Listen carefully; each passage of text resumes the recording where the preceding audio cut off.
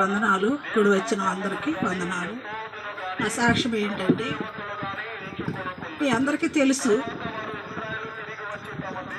తెలుసు నాకు పోయిన సంవత్సరం జనవరిలో బాగా దెబ్బతిన్నాను. అయితే అదే సమయంలో అమ్మాయికి కూడా బాగాలేదు. అయితే నేను ప్రార్థన చేయమని రాష్ట్ర గారికి అసలు చెప్పే సమయం కూడా నాకు లేదు ఆ టైం.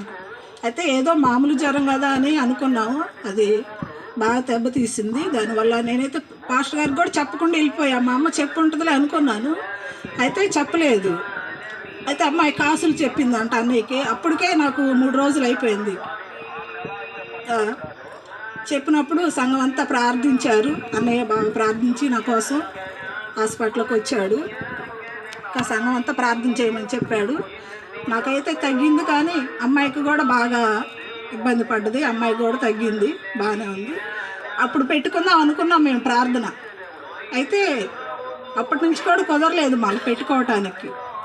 మరి ఎందువల్ల అయ్యా ఇట్లా అనుకున్నాను, ఈ నెల అనుకుంటున్నాను, జరగట్లేదు ఏసయ్యా ఏందని అనుకుంటూ ప్రతిరోజు నేను ప్రార్థన చేసుకుంటాను. అయితే మళ్ళీ అదే టైంలో నా చిన్న మనవాడికి బాగా మొన్న 4 నెలల క్రితం బాగా దెబ్బతిన్నాడు చిన్నబాబు. మరి మేము ప్రార్థన పెట్టుకోవాలనుకున్నాను, అమ్మాయికి నాకు కదా.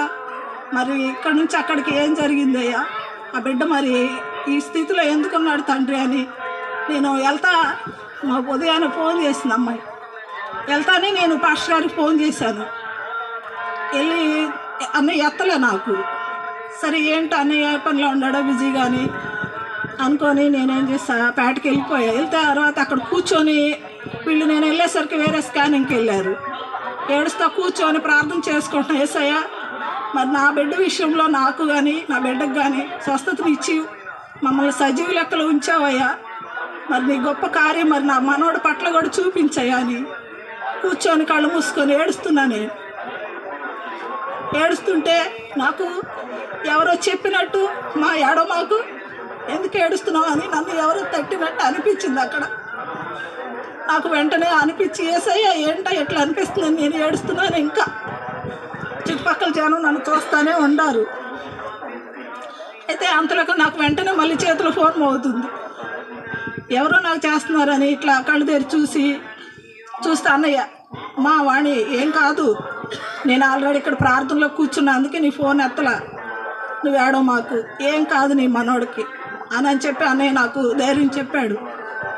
చెప్పిన తర్వాత అన్నయ్య ప్రార్థన చేయాలి, అమ్మ ఆల్రెడీ కూర్చొని ఉన్న ప్రార్థనలో, నేను నువ్వు ఏడవద్దు భయపడవద్దు ఏం కాదు అనిషిత్కి అని చెప్పాడు నాకు. అయితే కాసేపటికి మళ్ళీ అమ్మాయి ఫోన్ చేసింది, వాళ్ళు స్కానింగ్లో ఉండి, అమ్మ వచ్చేస్తున్నాము మేము, భయపడ మాకు ఏం కాదులే, ఈయన స్కానింగ్లో పడుకోవట్లేదు, ఆయన ఒక చిన్న స్కానింగ్ చేశారు వస్తున్నా అని చెప్పింది అమ్మాయి.